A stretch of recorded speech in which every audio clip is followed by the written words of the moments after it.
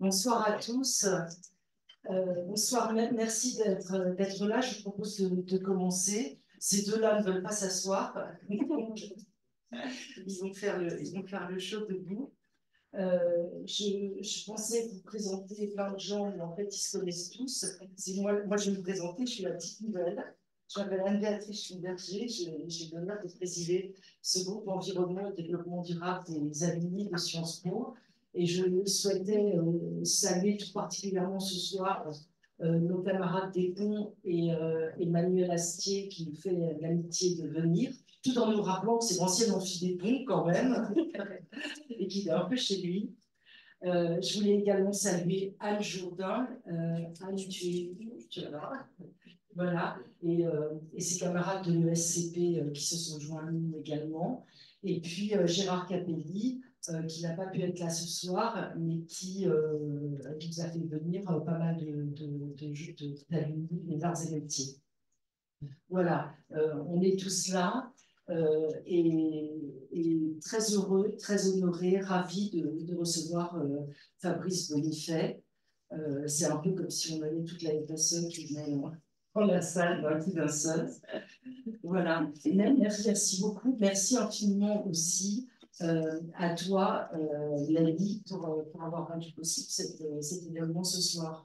Et je vais sans plus attendre te laisser la parole pour dire quelques mots à Fabrice. Merci Béatrice, bonsoir tout le monde, merci d'être là. Donc je vais faire une petite introduction bio comme il se doit, même si je pense que la plupart des gens connaissent Fabrice Bonifay. Donc on en a parlé avant que tu arrives, tu es l'homme multicasquette, alors tu m'as dit trois. Donc trois pour ce que tu fais depuis des années. Donc la présidence du Collège des directeurs du développement durable, donc le fameux C3D depuis 2017. Une organisation qui réunit plus de 270 professionnels. 316. 316, alors tu vois, je n'aime pas les bons chiffres. Donc, comme disait Béatrice, c'est toute la RSE que tu amènes avec toi, et c'est vrai que c'est une organisation très connue qui prend la parole, qui s'implique, et que nous tous qui travaillons de près ou de loin dans la RSE connaissons. Depuis 2007, tu es le directeur du développement durable, qualité et sécurité du groupe Bouygues, qui regroupe des activités dans la construction, l'énergie, les médias et les télécoms. Tu n'oublies pas? Les routes aussi. Les routes. Oui. Voilà, c'est pour ça. Et tu es aussi un administrateur et un créateur du Shift Project. Pas créateur, mais payeur. Donc, sponsor Voilà. et soutien et actif, et très engagé dans le Shift. Donc, tes multicasquettes, tu les portes d'autant mieux que tu es en plus un marathonien, tu es un grand sportif, ce qui va bien avec certaines choses que tu dis. Si je reprends une des citations que tu as prononcées quand on s'est lu à ProDurable, tu nous disais, on sait en 2003, en 2023, on en est encore là, on sait se peser, mais on est toujours obèse, il faudrait se mettre à courir.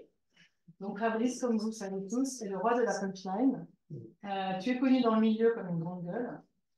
Et tu forces l'admiration car on a encore de nos jours du mal à croire qu'on peut survivre à ce niveau dans une grosse boîte du CAC 40 et ouvrir autant sa bouche pour critiquer ouvertement le système, le G20, Davos, les COP, tout le temps sur LinkedIn. Dès qu'il se passe un truc, il y a un post de Fabrice qui démonte tout et qui défonce tout le monde. Et on se dit, waouh, il ouvre sa bouche, ça fait du bien et on est tous contents et on a envie de te suivre.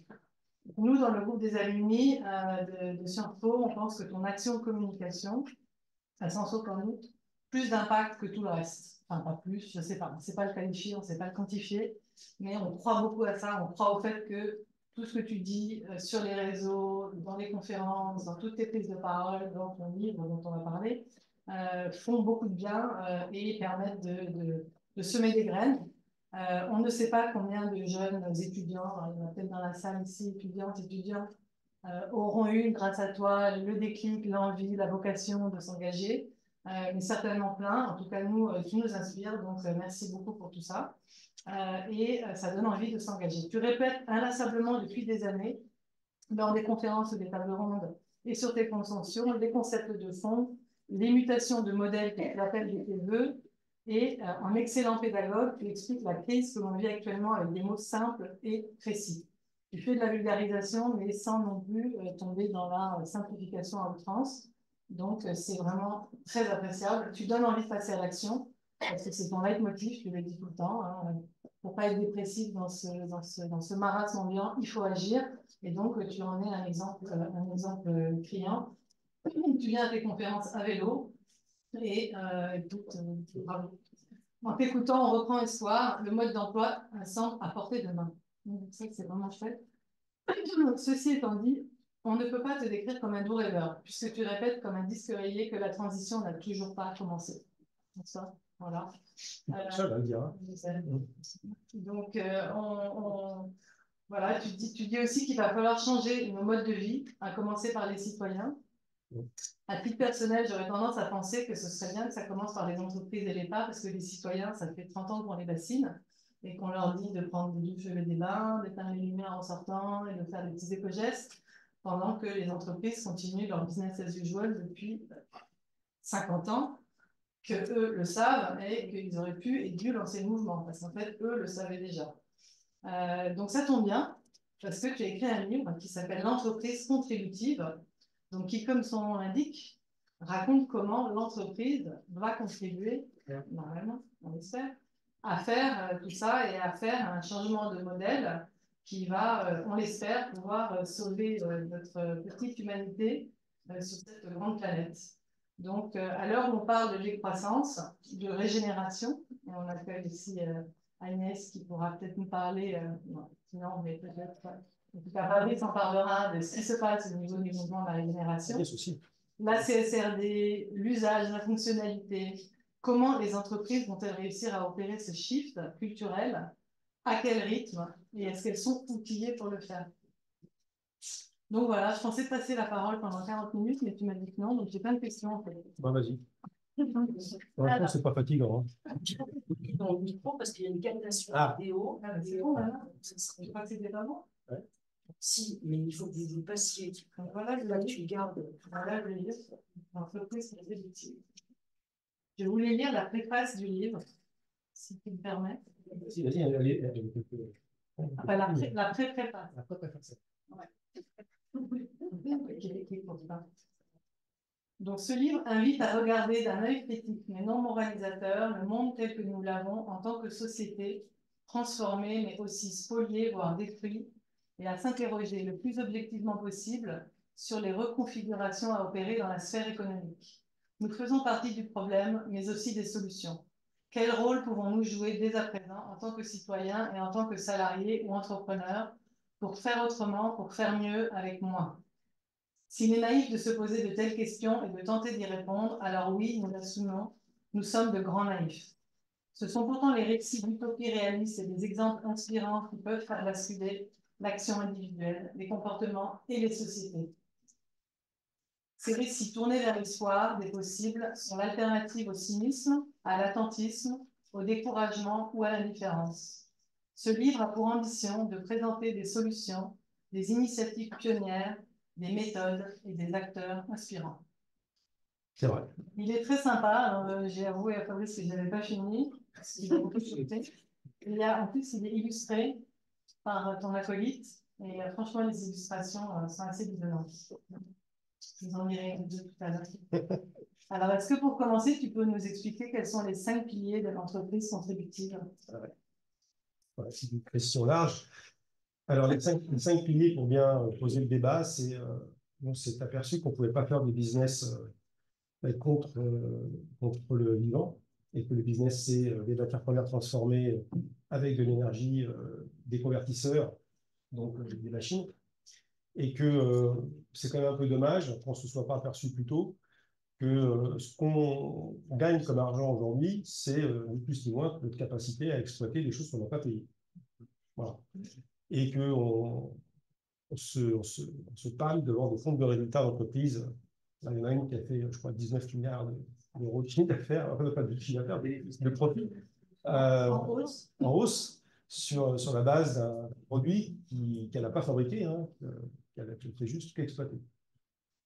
Et alors c'est vrai que tant qu'on n'était pas devenu nous-mêmes une force géologique à nous tout seul, c'était pas trop grave d'exploiter des choses qu'on n'avait pas payées tant que ça ne détruisait pas les écosystèmes, les services écosystémiques, et qu'on était en deçà de la biocapacité.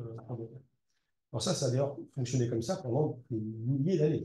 Même si vous avez lu le bouquin d'Harari, on a toujours été prédateurs, quelque part, notamment de la macrofaune au tout début. Mais tant qu'on est resté 250 millions d'habitants sur la planète pendant des milliers d'années, même pas mal, hein, sur l'essentiel de la biodiversité, etc.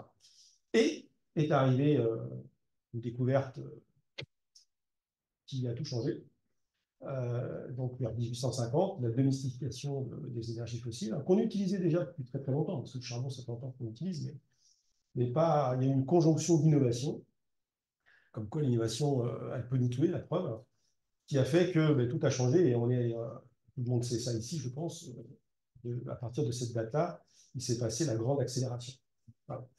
Tout a commencé à ce moment-là, et c'est aujourd'hui l'essentiel du problème, c'est-à-dire que notre capacité à créer la valeur économique, en même temps, a coïncidé avec notre capacité à détruire la valeur écologique.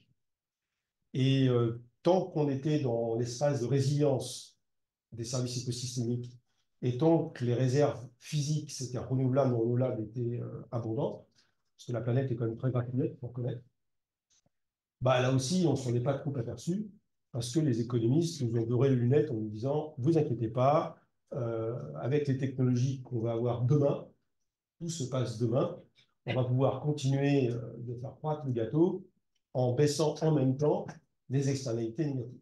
Alors ça, c'est la plus grande fake news qu'on ait jamais entendue depuis 2000 ans, hein, parce que non, le découplage de la croissance économique des externalités négatives n'existe pas et n'existera jamais.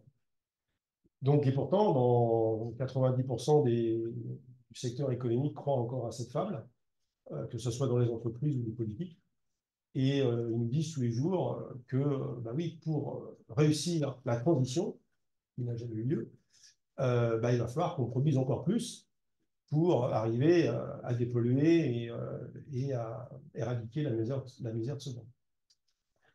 Donc tout ça, aujourd'hui, moi, ça me fait presque pleurer d'entendre encore des conneries pareilles, parce que c'est faux, bien sûr, c'est faux, et ça ne tient pas 2 minutes la route d'un point de vue à la fois scientifique et même d'un point de vue économique.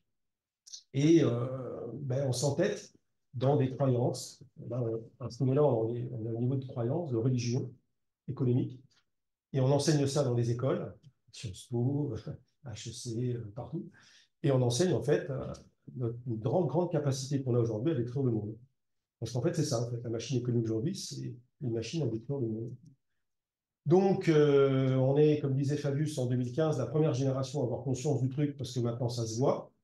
Mais on est aussi, hélas, la dernière génération à pouvoir agir, parce que la fenêtre de tir pour arrêter la gabegie, là, ben, elle est plus très importante, elle est même complètement dépassée, hélas, parce que ça vaut le coup quand même de donner quelques chiffres, même si je pense que beaucoup connaissent ces chiffres aujourd'hui. Ce que nous dit le groupe 1 du GIEC aujourd'hui, c'est qu'il reste, pour rester sous les 1,5 degré, alors ça fait rire tout le monde, hein, un peu moins de 288 gigatonnes de CO2 à émettre. Alors, bon, c'est très abstrait, ça, mais quand on dit combien on en émet par an, environ 50, on dit, alors 288 divisé par 50, c'est-à-dire on va atteindre le 2,5 très rapide. Et en fait, on y est déjà. Hein, on y est déjà, vu que sur 12 mois 800, ça a été annoncé il y a 2-3 jours, hier, on est déjà sur un 2,5. C'est-à-dire avec 76 ans d'avance sur ce qui était prévu en 2015.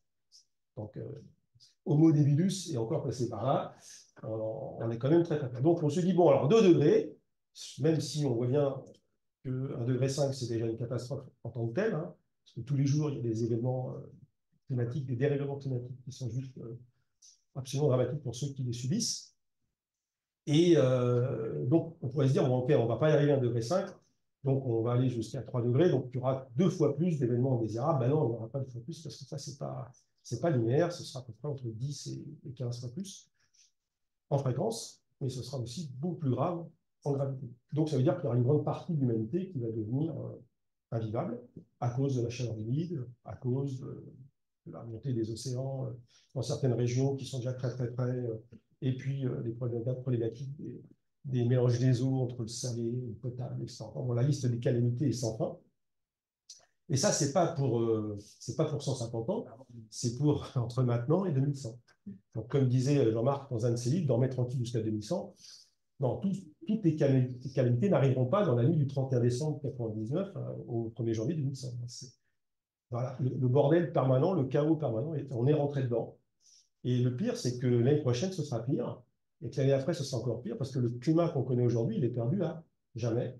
Parce que même si on s'arrêtait d'émettre, ce qui est quand même assez peu probable dans les années qui viennent, il y a un tel stock de CO2 dans l'atmosphère, aux alentours de 2500 gigatonnes, qui opacifie donc l'atmosphère et qui provoque l'effet de serre, il ne faut pas sortir de polytechnique pour comprendre ça, eh bien, le temps d'épurer ces 2500 gigatonnes, ça veut dire qu'il faudrait déjà qu'on retrouve la neutralité carbone planétaire aux alentours de 18 gigatonnes, donc la capacité naturelle des écosystèmes à absorber le CO2, soit par la photosynthèse 5%, soit par l'absorption océanique, le reste.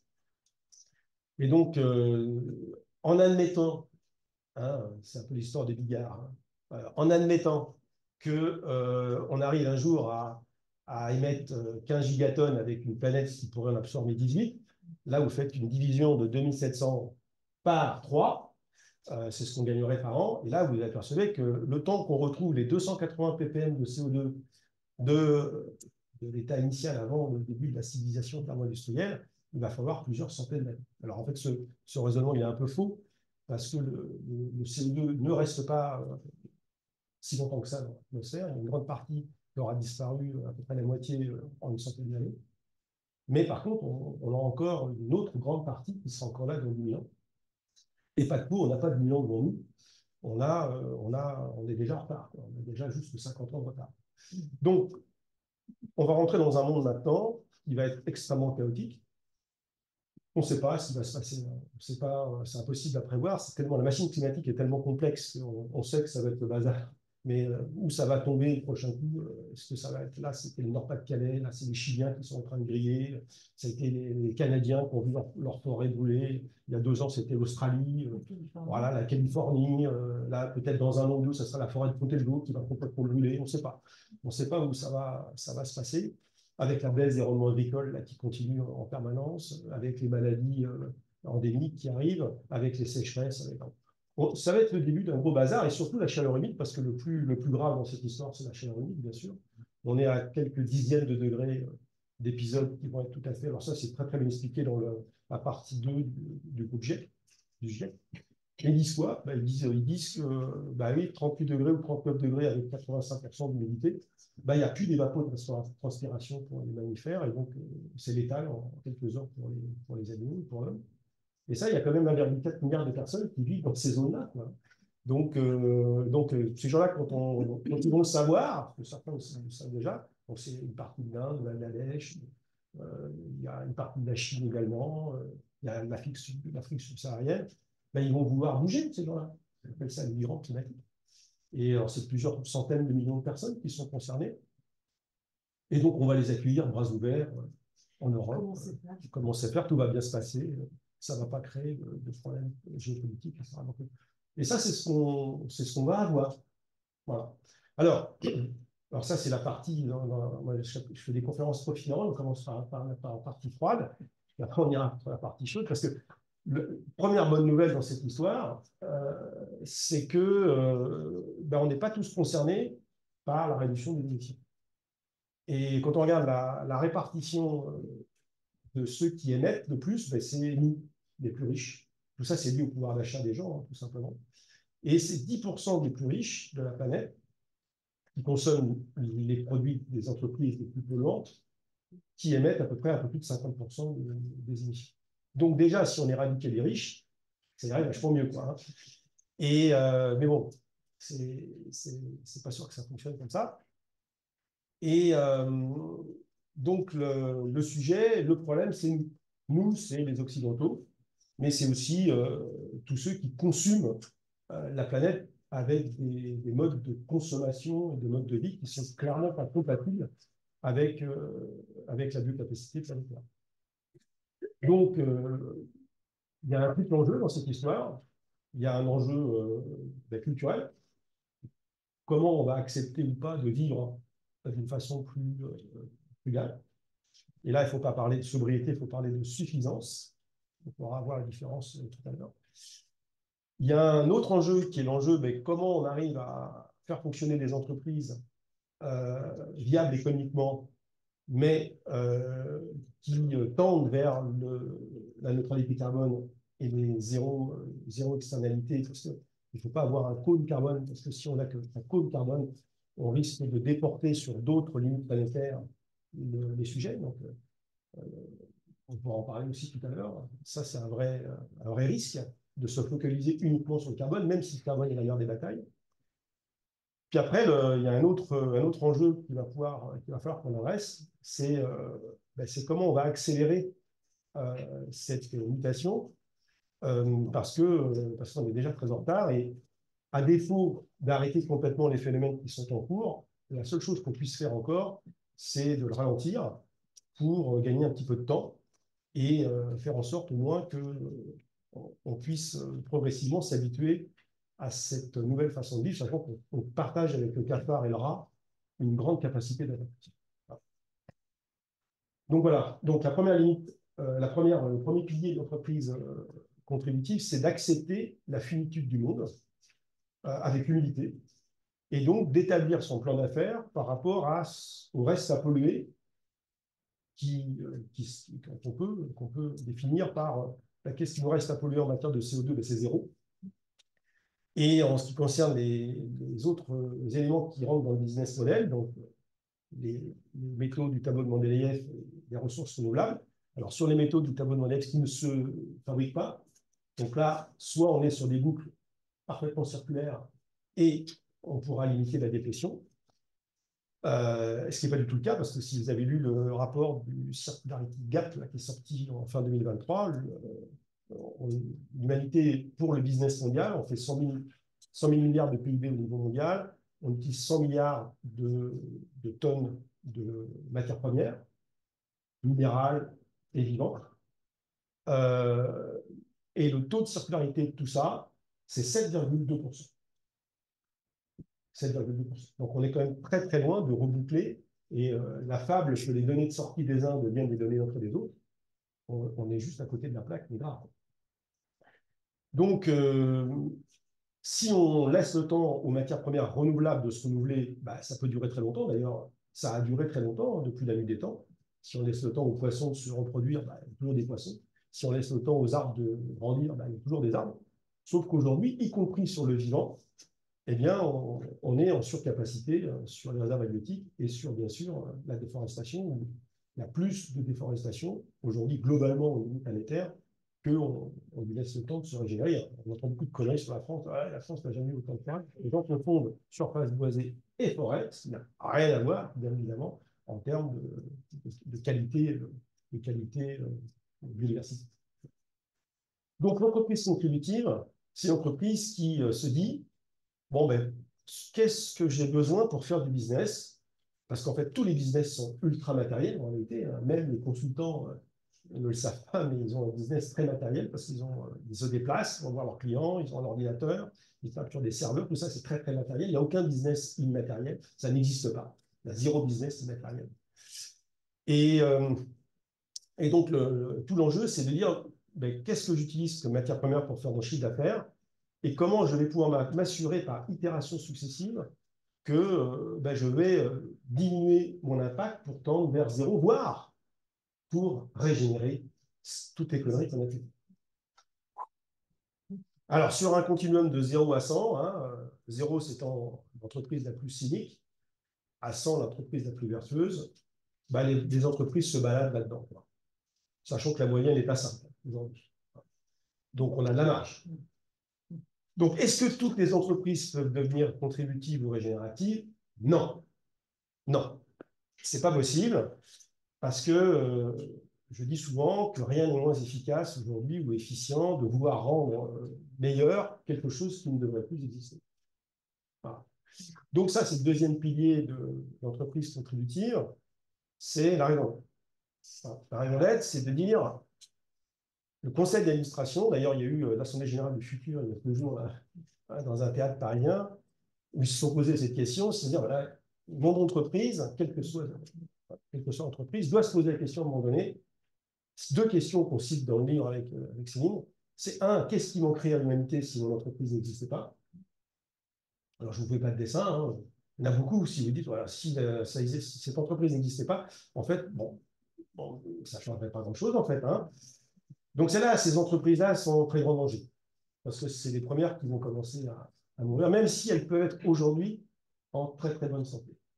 Parce que lorsqu'on regarde un petit peu les phénomènes d'effondrement, parce qu'on a beaucoup étudié ça lorsqu'on a écrit le bouquin, c'est passionnant, les phénomènes d'effondrement, c'est qu'en fait, on sous-estime, enfin, on surestime plus exactement la résilience des phénomènes.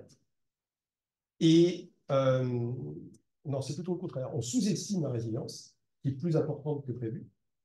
Mais une fois qu'on arrive au tipping point, alors là, ça descend super vite aussi, mais très, très, très, très vite. Et on le voit bien en montagne actuellement, où on est en train de passer tous les seuils les uns après les autres. Et donc, l'élastique, on arrive à le tendre un peu plus longtemps que prévu, mais quand il pète, il pète. Et là, comme dirait l'autre, the game is over. C'est fini. Il n'y a pas de retour en arrière possible. Donc, c'est toutes les théories d'effondrement qu'on connaît bien, hein. L'île de Pâques, etc. Sauf que, bon, tant que c'était concentré sur un périmètre géographique, bon, excusez-moi, ok, très bien. Là, le périmètre géographique, c'est juste la planète tout entière, hein, simplement. Donc, on revient à la raison d'être. Première question, est-ce que mon modèle d'affaires et mon produit, surtout, est utile au plus grand nombre, c'est-à-dire à tout le monde? Donc, l'objectif, bien sûr, c'est que ce soit sur des produits et des services qui soient les plus inclusifs possibles, parce que sinon, si vous êtes sur une niche, que des gens qui ont les moyens de se payer tel ou tel produit, c'est pas durable du tout. Et puis, la deuxième question qu'il faut se poser, c'est pas le tout d'être sur un business qui a du sens, qui est utile, qui correspond à des attentes, qui répond à des attentes essentielles. Encore faut-il le faire bien. Parce qu'on peut être sur un produit utile, par exemple la nourriture, et le faire mal. Donc, qu'est-ce qui irait mieux si ton business n'existait pas? Voilà. Et donc là, ça pose la question de se dire, OK, je fais mon analyse d'impact, donc c'est Sergio va vous aider un peu là. Et puis, je m'aperçois que j'émets du CO2, j'utilise des matières premières renouvelables, j'utilise des métaux, etc. Et je vais regarder les taux de circularité de tout ça pour regarder s'il reste des externalités négatives. Parce que tant qu'il en reste, il faut faire fonctionner la boucle d'amélioration continue qui permettra de tendre vers le net zéro impact. Et donc, le PDCA, hein, le Planning Check Act, c'est pas please do not change anything, hein, c'est d'améliorer si possible, les process pour aller vers cette efficience maximum. Donc, j'ai décidé d'être gentil ce soir, donc je ne vais pas lister tous les business qui devraient plus exister, mais il y en a un paquet, hein. Alors, le problème, c'est qu'est-ce qu'on fait des gens, quoi? Parce qu'il y a un paquet de gens qui travaillent dans des business qui devraient plus exister. Donc, l'objectif, si on avait commencé il y a 50 ans, ça aurait été moins brutal. On leur a dit, bon, voilà. Sauf que là, il y a beaucoup de personnes, je ne citerai rien, mais bon, qui sont dans des business aujourd'hui, ils ont quand même intérêt à se poser la question aujourd'hui, parce que moi, je vous mets mon billet, qui ne feront pas le même métier, hein, s'ils ont 35, 40 ans, dans 20 ans. Hein. Ça, on le sait déjà, hein, pour ceux qui suivent les travaux de Shift, hein, on sait bien quels sont les business qui vont s'arrêter. Et donc, il va y avoir, comme ça s'est passé par le passé, si je veux dire, des ruptures qui vont obliger des pans entiers de populations de changer d'activité pour aller vers des business plus essentiels. Et donc ça va un vrai enjeu social, en fait, hein, qui devrait être adressé notamment par la formation. Et c'est là que c'est un vrai drame, encore une fois. Et on continue de former les gens à des métiers qui sont, alors, ce que Gravert appelait des bullshit jobs, hein, des trucs, bon, là aussi, je ne veux pas les citer, parce que je ne vais pas me faire des copains, mais il y en a un paquet, hein, le boulot, si les gens ne viennent pas le matin, en fait, ça change pas grand-chose, en fait. Et ça, il va falloir aussi que dans les écoles, on regarde bien quels sont les savoirs fondamentaux qu'il va falloir qu'on mette dans la tête des gens pour être sur des activités essentielles. Donc ça, c'est le deuxième pilier de l'entreprise contributive. C'est un pilier qui est du ressort exclusif du conseil d'administration, bien sûr, qui porte la responsabilité de la raison d'être de l'entreprise, sachant que les directeurs généraux sont des premiers ministres nommés par le conseil d'administration pour exécuter une politique, et que si, bien sûr, le conseil d'administration donne comme ordre au Premier ministre de l'entreprise, qui s'appelle le CEO, le directeur général, et que l'ordre, il est de faire des dividendes à n'importe quel coût écologique, le type, il fera du dividende à n'importe quel coût écologique, sinon un autre le fera à sa place. Donc, la première responsabilité, donc, moi je viens du monde de l'excellence opérationnelle, c'est l'analyse de la cause primaire, c'est qui a donné le premier ordre. Qui a donné le premier ordre. Arrêtons de traiter les symptômes, il faut traiter les causes primaires. Et on en arrive au troisième pilier. Le troisième pilier, c'est, dis-moi comment tu crées la valeur, je te dirai qui tu es. Donc, le modèle d'affaires qui domine aujourd'hui au niveau mondial, c'est le modèle linéaire. Donc, le modèle linéaire, il est ultra simple, mais il est ultra destructeur. Et alors, il consiste à extraire des matières premières qui, je vous rappelle, on ne paye pas, parce que la nature ne renvoie aucune facture de la déplétion de ces ressources, même celles qui sont bien cachées au fond des océans ou très très profonds au fond des mines. Voilà. Un litre de pétrole, c'est gratuit. La truite dans la rivière, elle est gratuite. Les arbres qu'on coupe dans la forêt, tout est gratuit. C'est formidable. Voilà. Et donc, finalement, faire du business, c'est la capacité que les entreprises ont à s'accaparer des ressources gratuites pour faire de l'argent. Voilà, c'est ça le business. Et donc, l'idée, après, c'est une fois qu'on a extrait ces matières premières, on a coupé les arbres, on a été chercher du calcaire, on a été chercher de l'or, on a été chercher du pétrole, on passe ça dans tout ce qu'on appelle le cycle de la création de valeur. Ça, c'est formidable. On crée de la valeur économique, hein, où les produits sont notablement complexifiés. Hein. Dans beaucoup de produits, il y a énormément de composants différents. Enfin, c'est extraordinaire. Tout le monde se vend tout le monde est client de quelqu'un, etc. Tout ça pour fabriquer des produits euh, dont la plupart, on n'en a pas vraiment besoin. Voilà. Et donc, on n'en a pas vraiment besoin parce qu'on nous fabrique des besoins qu'on n'a pas, par tout un tas de moyens extraordinaires d'abrutissement cérébral. Et avec ce que René Girard avait parfaitement détecté il y a déjà très très longtemps, qui était en fait le mimétisme. On a envie de ce que les autres ont, non pas parce qu'ils l'ont, mais parce qu'ils le montrent. Voilà. Et donc, la machine s'est mise en route comme ça. On nous fait acheter des choses dont on n'a pas besoin, avec de l'argent qu'on n'a pas toujours, parce qu'on nous fait emprunter par des prêts à la consommation. Tout ça pour impressionner d'autres gens qui n'ont rien. C'est ça, aujourd'hui, le monde dans lequel on est. Et il y a eu une expérience extraordinaire qui a été menée il y a quelques années, hein, par une nana qui a fait une étude sur la consommation et qui a demandé dans plusieurs familles, aux États-Unis, en France, au Mexique, et puis encore quelques pays, en Afrique aussi, des familles de 3-4 personnes, 2 enfants, 2 adultes, de mettre devant leur maison ou leur appartement tout ce qu'il y avait dans leur maison, dans leur appartement, par terre. Tout. Tout. Non, tout. Les petites cuillères, les cure-dents, tout, mais absolument tout. Ça prend une place considérable d'ailleurs. Hein. Et après, ils leur ont demandé de classer ça en 3 tas. Ce qu'ils utilisaient tous les jours, ce qu'ils utilisaient occasionnellement, et ce qu'ils utilisaient jamais.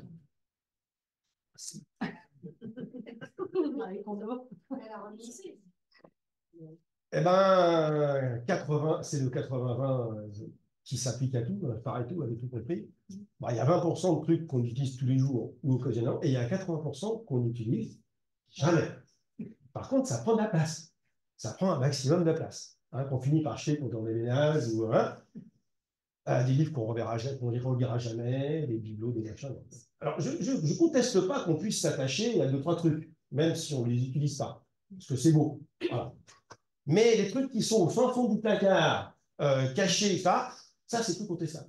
Les premiers jouets de conflit. Par exemple. Mais pourquoi? Parce que comme on est dans une économie de la possession, on possède. Parce que le but, c'est de posséder. Parce qu'on nous a dit, depuis qu'on est tout petit, à l'ESCP, d'ailleurs, oula, pour être heureux, il faut posséder. Voilà, il faut posséder. Donc, plus tu vas posséder de trucs, Ça veut dire que tu auras un statut social qui te démontrera que tu es capable d'acheter plein de trucs. Et donc, plus tu auras de trucs, plus tu seras heureux, mon enfant. Donc, c'est comme ça que Michel Gollet disait, voilà, on est dans une société qui est riche en biens, mais quand même qui est assez pauvre en liens. Il faut inverser ça, bien sûr. On va y venir.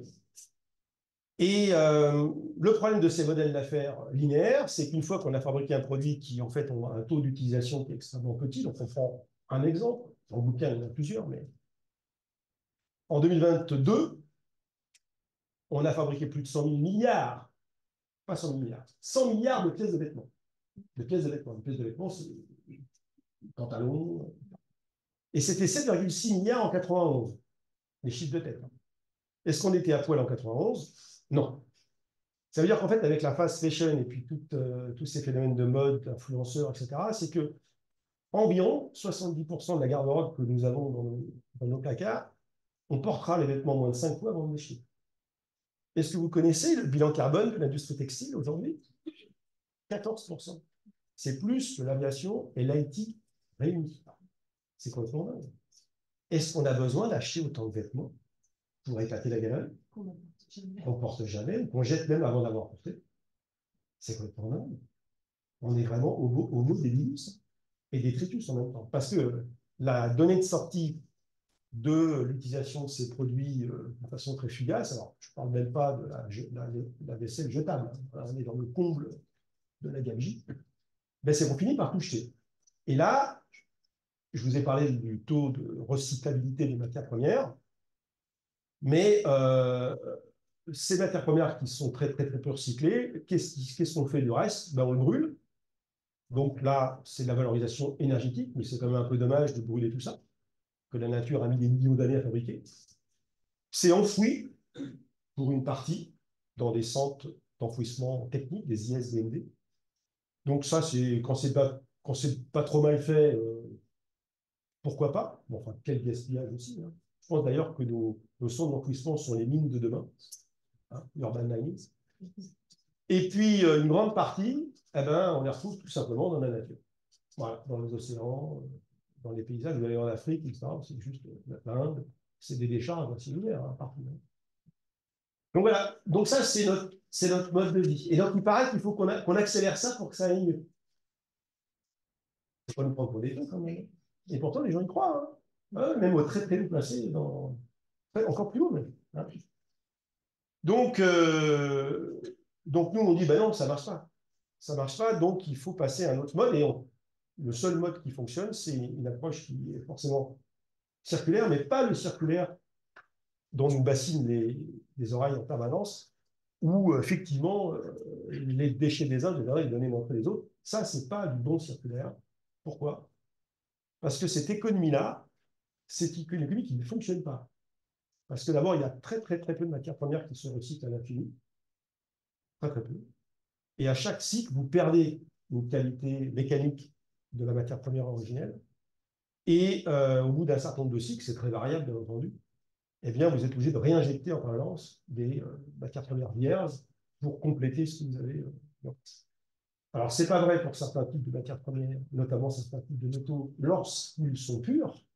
Par exemple, le cuivre, qui reste du cuivre, on peut refaire des cathodes de cuivre quasiment à l'infini, c'est pareil pour l'or. Mais, nos amis industriels, ils se sont dit, oui, mais il y a beaucoup de métaux utilisés purs, ça coûte trop cher, donc on va les diluer un peu pour que ça ait quand même les caractéristiques de ce qu'on veut, mais que ça nous coûte moins cher. Donc on a fait ce qu'on appelle des alliages. Et les alliages, on va dire, c'est formidable, ça permet à des produits de coûter moins cher, mais c'était la Chandeleur, là, il y a 2 jours ou 3 jours, une semaine, là. Quand on fait des crêpes à la Chandeleur, on prend des œufs, de la farine, du sucre, du lait, et on les mélange. Oui, il vaut mieux les mélanger, hein. Pour que ça fasse des crêpes, il faut les mélanger. Et là, si vous dites, merde, j'ai mis tous les œufs et il m'en faudrait 2 de plus. Oui, il faudrait 2 œufs pour faire autre chose. Mais une fois que c'est mélangé, voilà, hein, pour récupérer les œufs, c'est compliqué, hein. C'est même impossible. Mais les alliages, c'est pareil. Et c'est pour ça que dans les téléphones portables, là, on se dit, bah oui, le recyclage, c'est formidable, on va récupérer les matières premières. Mais 95% des composants de ce truc-là, ce n'est pas récupérable. On récupère l'or, on récupère un peu d'indium, tout le reste, c'est beau. Parce qu'on ne peut pas récupérer des énergies. Alors les plastiques, je ne le dis pas. Bon, bref. Donc, l'économie circulaire, ça ne fonctionne pas. Et donc, on arrive au seul modèle d'affaires qui fonctionnera. Ben, ça tombe bien, on n'a pas le choix, on n'a qu'un seul. C'est fabriquer des produits hyper durables et c'est le réemploi. Donc, l'objectif, c'est de pouvoir fabriquer des trucs dont on a besoin pour maintenir un bon confort matériel, parce que comme dirait Biwix, le but, c'est pas de revenir au dentiste des années 80, au confort, je sais pas quoi, des années 70, non. Autant utiliser la technique pour ce qu'elle a de plus confortable et de plus vertueux. Mais faire preuve de techno-discernement, ça veut dire, demain, la vraie liberté, ça ne sera pas de jouir de tout, enfin, ça sera de pouvoir jouir de tout sans rien, sans pouvoir forcément tout posséder. Et donc, l'économie de l'usage, on va rentrer dans cette économie de l'usage qui existe déjà, hein, mais il va falloir qu'on se cale ça assez rapidement. C'est de demander aux industriels de fabriquer des produits ultra durables, de ne plus les vendre à leurs clients, mais de les louer à leurs clients en tant que de besoin et en fonction de ce qu'ils ont à faire à un moment où ils ont besoin de le faire, ni plus ni moins, de manière à ce qu'un même produit puisse être utilisé plusieurs fois dans une journée, dans un mois, dans une année, etc. Et cette économie-là, ça s'appelle l'économie de la fonctionnalité, c'est pas nouveau. Le gros avantage, c'est qu'on va fabriquer beaucoup moins de produits, parce que tout le monde ne l'utilise pas tout en même temps. Et finalement, si tout le monde veut l'utiliser en même temps, bah, la différence se fera bien sûr par le prix. Voilà, c'est comme les billets de train, ça coûte plus cher à certains moments qu'à d'autres. Bah, ce lissage, il se fera par les prix.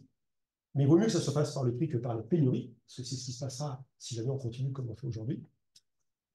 Et le deuxième avantage d'avoir une économie permacirculaire, c'est que l'industriel qui va donc mettre à disposition ce service de son produit, ben lui, il connaît bien son produit pour le coup, parce qu'il va avoir des retours utilisateurs en permanence, il va pouvoir l'améliorer, améliorer ses fonctionnalités, et surtout améliorer sa durabilité, et in fine, sa recyclabilité.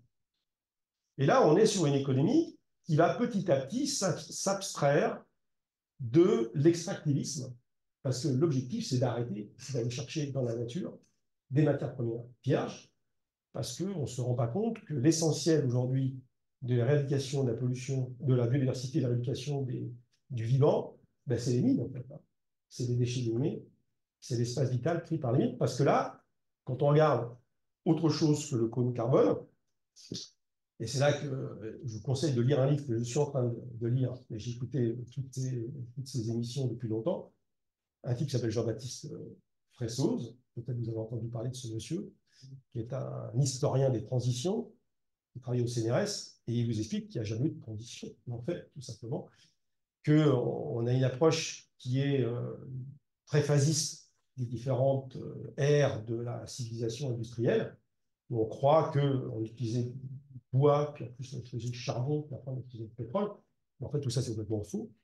Hein, on a fait, et Jean Covici l'a démontré depuis très longtemps, compiler les sources énergétiques les unes sur les autres, et que oui, il y a des usages de ces énergies qui ont changé, mais par contre, on les utilise pour autre chose. Par exemple, le charbon, au début, oui, on l'a utilisé pour se chauffer ou faire de l'électricité, mais c'est encore très utilisé pour faire de l'électricité dans le monde. 39% de l'électricité mondiale, c'est encore au charbon aujourd'hui. Mais le charbon, on l'utilise maintenant aussi beaucoup pour faire de l'acier ou des choses comme ça. Et quelle est l'année où on a utilisé le plus de gaz, de pétrole, de charbon et de bois? Ben, c'était l'an dernier. Donc, allez-vous la transition? Il n'y a pas de transition. Hein. Donc, on n'est pas du tout sur une approche de remplacement, on est sur une approche d'accumulation et d'empilement. Et c'est vrai pour l'énergie, mais c'est vrai aussi pour toutes les autres matières premières. Il cite dans son livre qu'il y a 4 ou 5 matières premières qui effectivement ont baissé en absolu, en utilisation absolue depuis le début de l'ère industrielle. C'est la laine de mouton, il cite dans son bouquin, qui a été remplacé par les fibres synthétiques, et il dit en même temps que ce n'est pas vraiment une bonne nouvelle pour l'environnement. Et puis l'amiante également, et ça c'est une interdiction, parce qu'on s'est aperçu que ce n'était pas spécialement bon pour la santé. Sinon, toutes les autres matières premières, eh bien, on les utilise de plus en plus, Avant, il y avait 7 ou 8 métaux dans les années 50 de base qui étaient utilisés pour tout. Aujourd'hui, on utilise quasiment tous les métaux du tableau de Mendeleïev pour faire tout et n'importe quoi, parce qu'on retrouve des métaux dans les peintures, dans les cosmétiques, dans les feux d'artifice. Il y a des métaux partout. Et quand on regarde ce qui reste comme ressources physiques au niveau des matières premières minérales, ben là, on peut se faire peur. On peut se faire peur parce que, bon, autant le changement climatique, c'est juste dramatique, mais lorsqu'on projette, les perspectives des industriels pour électrifier le monde, parce que le grand mot maintenant, c'est qu'il faut qu'on électrifie tout pour se débarrasser des énergies fossiles, il faut tout électrifier. Formidable. Et faire de l'hydrogène aussi.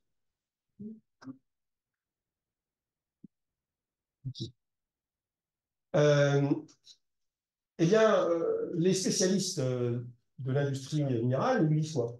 Ben, on regarde quelles sont les demandes en métaux pour arriver à faire les projections des industriels, c'est-à-dire passer tout le parc thermique automobile en parc électrique, ne serait-ce que ça. Ou de passer toutes les centrales thermiques à flamme pour la production d'électricité en ENR. Je rappelle que le mix mondial aujourd'hui, il est à 83% fossile. Ça n'a pas bougé depuis 50 ans. Et les gens confondent le relatif et l'absolu. Pourtant, un niveau de troisième en mathématiques permet de comprendre la différence entre le relatif et l'absolu. Oui, il y a énormément de production d'ENR, beaucoup plus en terawattheure produit aujourd'hui par rapport à il y a 20 ans. Et donc, la part relative des fossiles baisse, forcément. Mais ce n'est que la part relative. C'est-à-dire que quand on regarde la production d'énergie avec du gaz, du charbon et même du pétrole, eh bien, ça continue d'augmenter. Parce que tout ça, ça s'empile. On produit plus d'énergie parce qu'on a plus de croissance, tout simplement. Parce que croissance égale énergie. C'est exactement la même chose. Donc, on diminue rien. On ne diminue strictement rien. Et donc, quand on revient à l'histoire des métaux, ben, les Emmanuel H, les Aurore Stéphane, les Guillaume Pitron, les Biwix, qui l'ont dit il y a déjà longtemps. Biwix, il a écrit son bouquin, La géotech, en 2015. Ben, si on projette un petit peu tous ces délires industriels, le spatial, ça, ben là, on va donner les chiffres aussi, ça fait juste froid dans le dos. Donc, pour le cuivre, parce que le cuivre, c'est vraiment le métal de base pour l'électrification. Une voiture électrique, 80 kg de cuivre, moyenne gamme. Une voiture thermique, 20 kg. Donc, rien que pour passer tout le parc thermique en parc électrique, il faut faire x4 en cuivre. Une borne de recharge, 100 kg de cuivre. OK? Donc, quand on regarde ça, il faudrait que... Alors ça, c'est Olivier Vidal qui le dit dans son étude. Vous êtes assis, donc vous n'allez pas tomber. La quantité de métaux qu'il faudrait utiliser pour réussir la transition telle qu'elle est conçue aujourd'hui, entre maintenant et 2040, équivaut à la quantité de métaux qu'on a utilisés depuis l'Antiquité. Okay, ça veut dire qu'en cuivre, il faut faire x2,5, en nickel, il faut faire x17, en cobalt, il faut faire x19, en lithium, il faut faire x40, en 15. Alors moi, je veux bien, quand on voit le temps qu'il faut pour ouvrir une nouvelle mine, parce que c'est du boulot d'ouvrir une nouvelle mine quand même, hein. Et puis on va aller sur des zones qui n'ont pas été exploitées, parce que, pourquoi elles n'ont pas été exploitées? Parce que c'est compliqué, parce qu'il y a des forêts primaires, parce qu'il y a des gens dessus, et parce que surtout, les taux de concentration sont plus petits. Nos ancêtres, ils n'étaient pas complètement cons. Ils n'ont pas été tapés là où il n'y avait pas de concentration. Ils ont été tapés où il y avait plus de concentration. Et c'est ainsi que les mines de cuivre, par exemple, ben on en avait à 6-7% il y a 50 ans, puis aujourd'hui, elles sont à 0,7%. Donc, pour récupérer la même quantité, il faut en remuer 10 fois plus de roches. Et donc, 10 fois plus de déchets miniers. Et donc, 10 fois plus d'eau pour affiner toute cette borne, etc. Mais qui peut croire, à part un politique ou un industriel incompétent, qui peut croire qu'on va opérer ces mutations dans le temps qui nous reste? Mais qui peut croire ça? C'est faux. Ça ne tient pas la route. Et tous ceux qui ont 2 neurones connectés le savent. Il y en a peu. Hein. Il y en a peu. Donc, ça n'adviendra pas. Sauf à croire au Père Noël ou à la croissance verte. à la croissance qualitative, on entend beaucoup de conneries là-dessus, mais ça n'arrivera pas. Donc, dire ça aux gens, ça relève vraiment d'un niveau de cynisme, d'incompétence, d'irresponsabilité et d'inconscience qui m'afflige. Donc, le modèle d'affaires, il ne pourra être que permacirculaire, basé sur la fonctionnalité, ce qui permettra donc de continuer de bénéficier du meilleur de la technologie, mais sans forcément tout posséder. C'est pas très grave. On meurt tout nu, on est tout nu, et finalement, si les gens sont tellement attachés à des biens matériels, ben, c'est tellement triste pour eux, quoi. Ce qui est important, c'est pas ça. T'es d'accord? Ils le disent tous à la fin de leur vie. Ben oui, et ben là, c'est ce que dit Parik. Vous connaissez Parik? Oh, ah, lui, il faut... L'autre rockstar. Ah oui, bah lui, c'est. J'espère qu'il va se marier avec Camille Etienne. Ça serait bien. Il faut que j'organise le truc. Je serai témoin de mariage. Hein. Ah ouais, ça serait bien. Et pareil, dans ses confs, il le dit aussi dans son bouquin. Moi, j'ai deux fiertés dans ma vie, hein, d'être cité dans le bouquin de Paris et d'être suivi sur X par Greta Thunberg. Ça, là, je suis fier. Attention à ce que tu dis. Et c'est pareil qu'il y a un truc extraordinaire, c'est qu'il y a eu une étude, alors à chaque fois que je me gourre, je ne me rappelle plus si c'est en Australie ou en Espagne, mais peu importe, de gens qui étaient malades, des gens entre 50 et 65 ans, malades du cancer ou de maladies chroniques. Et quand ils arrivent dans les soins palliatifs, bon, la partie est terminée. Hein. Mais il leur reste encore quelques jours à vivre. Et il y a des psychologues ou des sociologues là, qui ont été les voir et qui leur ont tous posé la même question.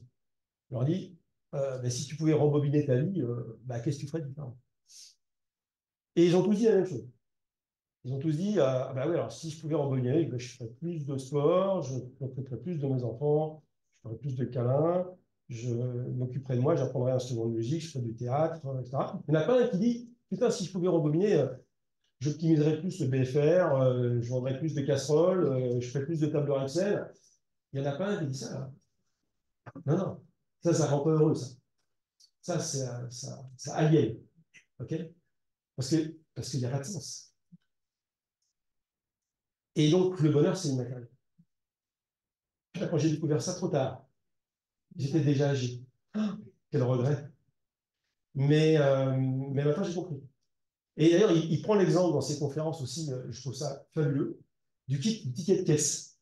Il met deux tickets de caisse à l'écran. Il y en a un, c'est aller-retour à Essaouira en avion sur le week-end, achat d'un sac à main, total 1700 euros, 0,4, etc. Et l'autre, c'était passer le week-end avec ses copains, faire des câlins, se balader, etc. 0 euros. Et on demande aux gens de choisir le truc. Alors, il y a quand même des cons qui prennent Essaouira, hein. Il y en a rien, mais pas beaucoup. Pas beaucoup. Pas beaucoup. Donc le bonheur est immatériel, et c'est là qu'on en arrive au quatrième pilier, mais il ne fallait pas me donner la parole. C'est de dire, bon, ok, mais comment on fait advenir tout ce bazar-là? Ben, comme disait Deming, hein, the problem is management, en fait. Tout ça, c'est un problème de management. Et donc, c'est quoi un problème de management? C'est en fait, il faut qu'on arrive à avoir des leaders qui sont des leaders bienveillants, inspirants, et qui ont compris, en fait, l'essentiel. L'essentiel, c'est que les collaborateurs, ils m'ont dit de la reconnaissance, on leur donne de l'information. Ils en ont rien à branler de l'information, ce qu'ils veulent, c'est des cas. Ils veulent de l'amour, en fait. Et dès lors que vous êtes dans un mode de management où vous leur faites confiance, où vous leur expliquez pourquoi et pour qui, parce que celui qui a un pourquoi qui le fait vivre peut supporter tous les comment, ben, je peux vous dire que le collaborateur, ben, vous n'avez pas besoin de tous les matins de vérifier ce qu'il fait, de lui demander du reporting, etc. Il va le faire tout seul. Il va le faire bien. Donc, il faut libérer l'entreprise. J'ai vu beaucoup d'entreprises qui étaient libérées. Tout dépend du leader. Voilà. Mais celles où ça marche bien, mais c'est trop bien. Les gens sont heureux.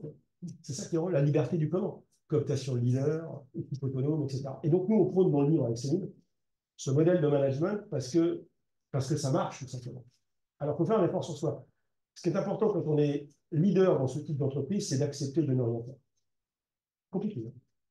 Très compliqué. Et le dernier chapitre du bouquin, que je vois que le temps passe, c'est comment on mesure la valeur. Et là, on s'aperçoit que la valeur, on ne la mesure plus simplement en euros, mais on doit la mesurer également sur la capacité que l'entreprise aura de maintenir le capital qui est le plus important à maintenir, qui n'est pas le capital financier, mais qui est le capital naturel. Ben oui, rappelez-vous ce que je disais tout à l'heure, c'est que le business, c'est des matières premières transformées, de l'énergie et des machines. Et donc, s'il n'y a plus de matières premières, s'il n'y a plus d'énergie propre, ben, il n'y aura plus de business. Donc, c'est un peu la citation, hein, quand on aura battu le dernier arbre ou mangé le dernier poisson, on va s'apercevoir que l'argent n'est pas comestible. Et non, ce n'est pas comestible.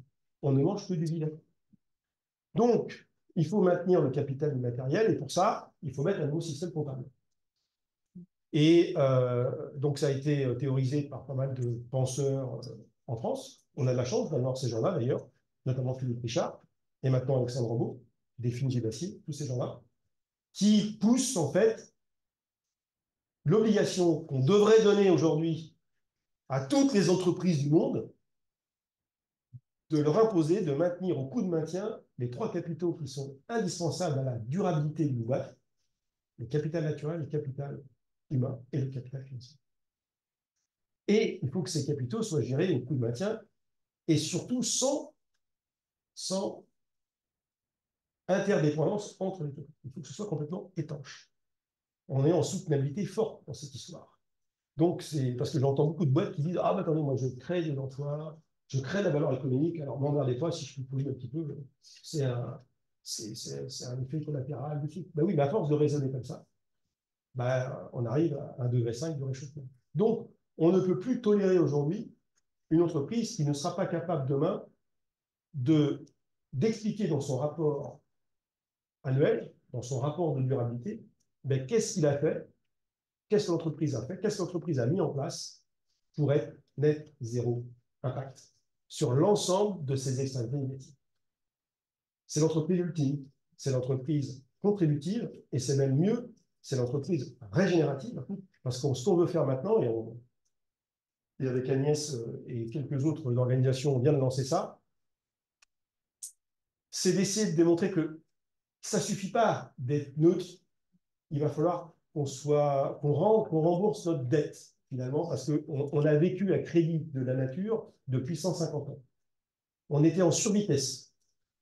Et cette survitesse, ça a généré du mauvais cholestérol qui s'est accumulé dans l'atmosphère. Et donc maintenant, il faut qu'on l'enlève. Donc non seulement il faut qu'on soit neutre, mais il faut qu'on restaure le vivant. C'est ça l'entreprise régénérative. Alors bien sûr, ça fait rire tous les idiots. Comme ça qu'on les reconnaît d'ailleurs. Hein. Qui regardent le bois au lieu de regarder la lune. On va être, c'est schumpeterien, hein. Toutes les idées de rupture au début, elles sont combattues. Puis après, on va se moquer. Puis après, ça finira par s'imploser. Peut-être, ou pas. On verra. En tout cas, une chose est sûre, c'est qu'il reste extrêmement peu de temps pour qu'on commence à mettre la barre à fond sur l'entreprise régénérative. Parce que si on ne le fait pas, eh bien, on est dans le siècle de la fin de l'histoire. Inch'Allah.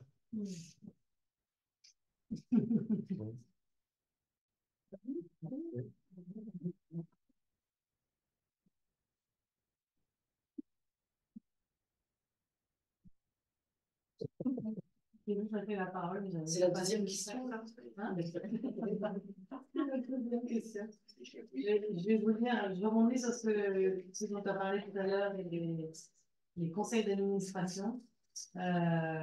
Leader or not leader, il y a un petit BD dans le livre, page 97 pour ceux qui rentrent, je sais plus. Et donc, c'est dans une réunion post-conseil, j'imagine. Les analystes et nos actionnaires nous demandent de répondre aux enjeux climatiques en changeant tout sauf notre rentabilité et dividendes. On répond quoi? Il y a quelqu'un d'autre qui dit on peut déjà dire qu'on est engagé dans une démarche stratégique ambitieuse de long terme. Il y a l'autre qui dit c'est bon ça. C'est quoi en fait un conseil d'administration dans lequel quelqu'un oserait dire il faudrait être une entreprise contributive et il faudrait changer, réfléchir à sa raison d'être. Est-ce qu'on on est vraiment utile? Est-ce que si on n'existait pas, le monde s'arrêterait? Est-ce que ça existe? Est-ce que tu en as vécu? Est-ce que tu as des retours d'expérience à nous faire sur ce genre de situation dans les autres sphères? Est-ce qu'on a un peu d'espoir ou pas? Bah non, là, j'ai échoué. J'ai échoué. J'ai essayé, mais j'ai échoué. Non, non, je ne connais pas. J'en connais dans des petites entités, mais dans les grandes entreprises, non, ça n'existe pas. Euh, Dans les petites, oui, hein, il y a. On en cite une quarantaine dans le livre, hein, il y en a de plus en plus. L'entreprise familiale, oui, ça existe. Mais dans les grandes entreprises, les conglomérats, non, ça n'existe pas. C'est pas faute d'avoir essayé, hein, j'ai essayé plein de fois. Mais j'ai échoué pour l'instant. Il faut qu'il se dépêche, parce que je ne vais pas. Le temps passe. Dans la formation que je viens de faire, on a certainement réussi à l'avoir faite. On a parlé un peu on a reçu beaucoup de patrons de la RSE ou de responsables de cabinet et ils disaient tous: ah, mais j'avais un super plan. Je me rappelle de monsieur Fnac Darty, par exemple. J'avais un super plan dans les cartons, ça faisait 15 ans que je l'avais, mais mon patron ne voulait pas le mettre en œuvre. Et puis tout à coup, il a mis un petit-fils et puis il a eu un déclic. Alors on s'est dit: waouh, c'est génial, les gens qui ont des enfants, tout à coup, ils ont un déclic. Ou alors la fameuse légende du fils adolescent de Monsieur P, qui commence à lui prendre la tête pendant les dîners à la table. Est-ce que c'est ça, en fait, la solution? Ouais. Ouais. Ouais, mais toi, tu vis dans ma tête. Hein, c'est pas... En fait, oui, là aussi, on s'en est aperçu vachement tard. Et Jean-Marc aussi, d'ailleurs. C'est que finalement, les mauvaises nouvelles sont un très, très mauvais driver du changement. Ça marche pas. Voilà. Et on voit bien, d'ailleurs, on enchaîne les calamités. En 14-18, on avait dit plus jamais ça, puis on a recommencé 20 ans plus tard. Enfin, bref. Je ne sais pas comment ça se passe. Je ne suis pas psychiatre, je sais pas, mais la peur est un mauvais driver du changement. Dutronc l'avait dit dans sa chanson: j'y pense, j'oublie. Voilà, j'y pense, puis un quart d'heure après, voilà, on passe à autre chose. Le nombre de mecs qui ont fait la fresque du climat, puis qui, dès le week-end d'après, prennent l'avion, c'est complètement dingue. Voilà. Donc ça marche pas. Donc, on ne peut pas compter sur la peur pour que l'on y arrive. Parce qu'aujourd'hui, il y a pas mal de gens qui mettent l'environnement en tête de liste, mais ça ne change rien à leur comportement. Mais rien du tout. Au goût de la viande. Et le deuxième levier du changement, c'est la coercition. Alors ça marche super bien. Parce qu'on est des otaries, hein, ou des caniches. Si on nous dresse bien, on peut y arriver. Voilà. En France, le nombre de morts sur les routes en 1972, 17 200 morts par an. Pas mal quand même, hein? 17 000 morts, à peu près 400 000 décès. Est-ce qu'on a arrêté tous ces morts sur la route? Simplement, les gens, attention, il faut faire attention. Bah non. C'est la ceinture, c'est l'imitation de vitesse, c'est l'alcool, c'est un télépermis à points, puis après les radars. Et là, on est encore à 3600 morts, malgré tout ça. On a progressé. En plus, il y a un peu plus de voitures. Mais globalement, c'est pas la bonne volonté des gens qui nous a fait arriver à zéro. Hein, parce qu'on est loin d'être à zéro. Allez, la gare, je vais aller voir. Donc, la coercition, le bâton, ça fonctionne, mais c'est pas super fun pour entraîner les foules, pour reconnaître. Voilà. On a vu que les gilets jaunes. Voilà. Et donc, il ne reste plus qu'un truc. Et c'est l'émotion. Voilà. Et alors ça, il faut l'entretenir. C'est l'amour de 3 ans, il faut l'entretenir. Mais si on l'entretient, là, ça peut faire des trucs pas mal. Et en fait, on s'est aperçu de ça. Jean-Marc, il a écrit 5 fois le même livre. On écrit toujours le même livre. Et un jour, il a rencontré Christophe Blain. Et Blain, qui est le dessinateur de sa BD, qui avait fait Quai d'Orsay, et qui avait suivi son cours des mines sur YouTube, et qui lui a proposé donc de faire Le Monde sans fin. Et Jean-Marc, très pragmatique, il dit: de toute façon, ça ne marchera jamais, de toute façon, je sais, on va en vendre 15 000, comme d'hab. Mais il dit: bon, allons-y. 1 million. Et c'est pas fini, parce qu'on est en train d'être traduit dans je ne sais pas combien de langues. Et en fait, il raconte exactement la même chose que dans Le Plein, s'il vous plaît. Hein. C'est pareil. Hein. Sauf qu'il y a des dessins, sauf qu'il y a de l'émotion. Ça fait rire. Voilà. Et je raconte toujours cette histoire. Je sais que Mme Masson-Delmotte, une fois, elle était invitée à un concert au Stade de France. Ça m'a marqué. Et c'était avant le Covid, hein, c'était en 2019. On y va. Et elle n'était pas du tout connue à l'époque, hein. Et il y avait 80 000 mecs qui chantaient, qui dansaient. C'était un groupe d'anglais affreux. Je ne me rappelle pas. On n'était pas invités. Donc. Et on y allait pour les petits fours. Et, et elle me disait, mais c'est quand même dingue. Tous ces mecs-là, ils ont payé leur place cher pour être en symbiose avec le groupe. Et elle me dit, quand je fais mes conférences, où je présente mon PowerPoint sur la fin du monde, putain, il y a 50 personnes comme ce soir dans la salle, là, et qui sont déjà convaincus du truc, et il ne se passe rien. Et je lui dis, bah oui, mais toi, tu es une artiste, quoi. Elle me dit, bah oui, je suis pas une artiste. C'est un peu Jean Ferrat dans sa chanson Numéro Brouillard qui avait dit, voilà, il voulait perpétuer la mémoire de la Shoah en disant, mais si dans le Brouillard, s'il faut que je twiste les mots pour que les gens entendent ce qui s'est passé, il le ferait. Et je pense que c'était vachement bien. Il faut qu'on utilise maintenant le registre de l'émotion. Et c'est pour ça qu'au C3D, l'association que je préside, on a décidé, avec le conseil d'administration, se dire, mais de façon foutue pour foutue, on ne va pas faire un énième PowerPoint pour dire que ça va mal. De toute façon, maintenant, il y en a partout. Le fric qu'on récupère de nos membres, eh bien, on va s'en servir pour faire des fictions, pour faire des spectacles vivants, pour faire du cinéma, et notamment un projet qu'on n'a pas encore signé, mais pourtant c'est un vieux projet, mais c'est exactement ce que tu as dit tout à l'heure. C'est-à-dire qu'en fait, on voudrait faire un film. Le film suivant, c'est un film où il y aurait un acteur principal qui serait la caricature du capitaliste classique, bedonnant 50 ans, remarié, ado, et pas de peau, son ado, c'est Camille Etienne. Et bon, plus jeune. Et ils sont en vacances en Grèce. Le type joue au golf pendant que la forêt brûle derrière, mais ça ne gêne pas du tout. Sauf qu'au repas le soir, bah, la fille, elle pleure. Mais elle pleure vraiment. Et elle dit à son père, putain, toi, t'es quand même le patron, et tu ne branles rien, quoi. Et là, bingo, il comprend qu'il y a un truc à faire. Et là, il revient au mois de septembre, on convoque ce conseil d'administration, il dit, bon, on va tout changer. C'est une mérito, hein. On va tout changer, on va diviser déjà les salaires des 4 sucres par 3 ou 4 déjà, on va arrêter les lignes de produits, on va faire bien sûr l'économie circulaire de fonctionnalité. Ça. Et là, tout le monde est mort de rire, c'est une caméra cachée, qui ne pense même pas, etc. Puis il dit, ben non, on va le faire vraiment. Et là, tout le film, c'est un peu comme 12 hommes en colère.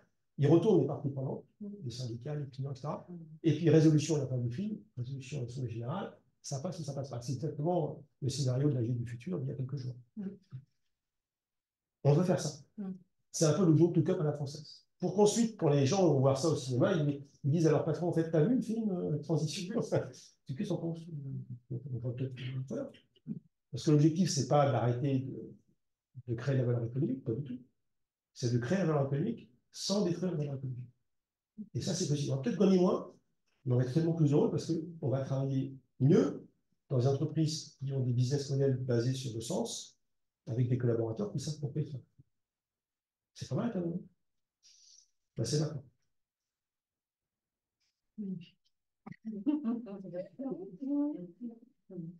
En fait, là, c'est comme ça. En parlant justement de mimétisme, tout à l'heure, tu parlais de mimétisme, et puis on parlait de faire basculer les patrons, alors les leaders, comme tu les appelles, comme vous les appelez dans le livre. Je pensais à la coalition donc, qui vient de se créer autour de la régénération. Est-ce que vous pouvez nous en parler, tu peux nous en parler, nous raconter de quelle façon, en fait, donc on passe de l'entreprise contributive à l'entreprise régénérative et comment vous imaginez que cette coalition va potentiellement lancer un cercle vertueux qu'on appelle tous de nos voeux. On ne peut pas dire que les coalitions qui existent aujourd'hui dans le monde des grandes entreprises soient super inspirantes. Ouais, alors là, on est au tout début de l'histoire, hein, donc humilité totale. C'est-à-dire de Motas, la Convention des entreprises pour le climat. Oui. Tu parles dans le micro, Alice, c'est Fabrice, raconte. Donc, en fait, l'idée, c'est qu'il y a combien, 6 mois à peu près, il y a un certain nombre d'acteurs, je ne sais pas si c'était Éric Desvergers qui a déclenché ça, qui est donc celui qui a lancé la Convention d'entreprise pour le climat il y a 3 ans maintenant, 3-4 ans, et qui s'est dit, parce que c'est un type qui a vraiment tout compris, lui aussi, il s'est dit, tiens, si on rassemblait les acteurs qui tournent autour du thème du hydrogène pour essayer de créer une force commune, parce qu'en fait, on a quand même beaucoup plus de choses qui nous rassemblent que des choses qui nous séparent, et donc on essaie de créer des communs ensemble. Et donc, on a rassemblé les copains, là, et on est une dizaine. Hein. Il y a des enjeux et des hommes, bien sûr. Il y a la CEC, il y a le C3D, il y a l'UNIA, AXA Climate, il y a Regen School, la Perle d'entreprise, l'entreprise Tabletique, et j'en oublie, Infosia. Voilà. Et donc, on s'est réunis 2-3 fois. Puis là, ils ont fait un séminaire, j'y étais pas, mais ils ont fait un séminaire il y a quelques jours aux Armanins. Et ils ont dit, bon, là, on va se fédérer pour de bon, là, et on va mettre en commun nos livrables, nos études, nos supports pour sensibiliser le plus grand nombre à cette idée du hydrogène pour faire la bascule. La bascule, on en parle dans le livre avec Céline. Alors, il y en a qui disent c'est 3,5%, d'autres qui disent c'est 10%. C'est le fameux tipping point. Donc, moi, on utilise dans le bouquin, je dis tout le temps, la métaphore de la Ola, hein, en 1951, dans le stade de baseball, là, aux États-Unis, où il y a un type tout seul qui a dit, tiens, si je faisais lever 80 000 personnes. Improbable. Et il n'y avait pas de téléphone portable, pas de sonore et du tout à l'époque, en 51. Hein. Et il a juste dit à sa voisine, quand je me lève, tu te lèves. Alors le mec, il regardé à côté, il dit, lève-toi, lève-toi, lève-toi. Et puis après, tu dis à ton voisin à côté. Alors dans le bouquin, il explique très bien, hein, il a essayé une trentaine de fois. Il était omnibulé par ça, il dit, ça peut partir. Et puis à la 36e ou 37e fois, bingo, c'est parti. La première hola. C'est pas beau ça? Il y a une autre étude qui est parue il n'y a pas très très longtemps qui montre finalement, on est tous potentiellement des promoteurs de hola. N'attendons pas l'homme ou la femme providentielle qui va dire non, ça n'arrivera jamais. Jésus ne reviendra pas. Non. Alors, si vous comptez sur lui, bref, ayez un doute pour qu'il vous protège de la réalité. Donc, comme ça n'arrivera pas, il faut qu'on soit tous des promoteurs de hola. Donc moi, quand ils me disent les gens, bah ouais, mais bon, les Chines, les Américains, mon entreprise, ils branlent rien, qu'est-ce que je peux faire, etc. Je dis, mais toi déjà commence. Toi commence déjà à agir avec ta famille, avec tes amis, etc. C'est déjà très compliqué, hein, les verrous, les pressions communautaires, etc. C'est terrible. C'est terrible. Là, les discussions dans les familles, entre ceux, hein, en ce moment, ça se passe. Hein. Il y a ceux qui veulent plus prendre l'avion, qui mangent plus de viande, des SUV, des machins. Oula, ça prend une grosse discussion. Hein. Et donc, si déjà le type, il n'est pas capable de convaincre sa grand-mère, comment est-il qu'il arrive à convaincre son entreprise? C'est pas possible. Et le but, c'est pas forcément de convaincre les cons. Moi, par exemple, j'ai renoncé. J'ai renoncé, je renonce. Parce que ça ne sert à rien.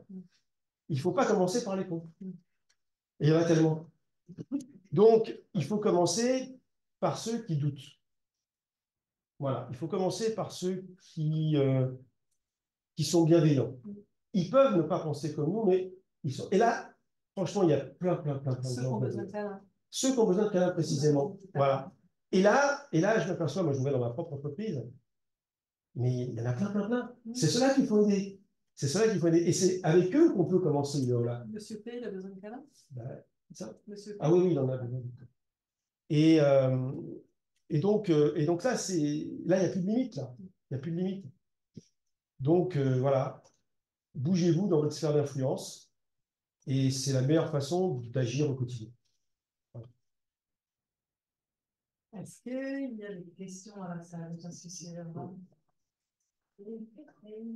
Bonjour, vous nous avez dit très humblement, vous n'avez pas réussi chez Bouygues. Alors, j'ai toujours une même question quand je vous rencontre. Est-ce que vous pouvez partager avec notre assemblée votre expérience de la comptabilité écologique au sein du groupe? Oui, on l'a fait. Parce que vous l'avez fait, vous avez mis quelques modèles en place. Et puis, ça, c'est une autre question, parce que vous disiez tout à l'heure, vous vouliez être gentil aujourd'hui, et nous, on vous aime bien méchants. Et il s'avère que le gouvernement a pensé un peu absurdement régler la crise des agriculteurs en mettant un coup d'arrêt au plan de Coffico notamment. Et, J'ai fait un édito là-dessus. ouais, exactement. Et certains, d'aucuns pensent que ça peut signer l'entrée ou l'avènement d'un backlash écologique.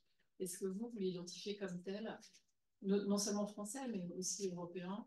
Et on voit que finalement, ça a libéré pas mal la parole. Ben oui, c'est vrai, c'est énorme, écolo, etc., etc. Et puis on était petits. Donc, on sait on est dans une succession de cycles.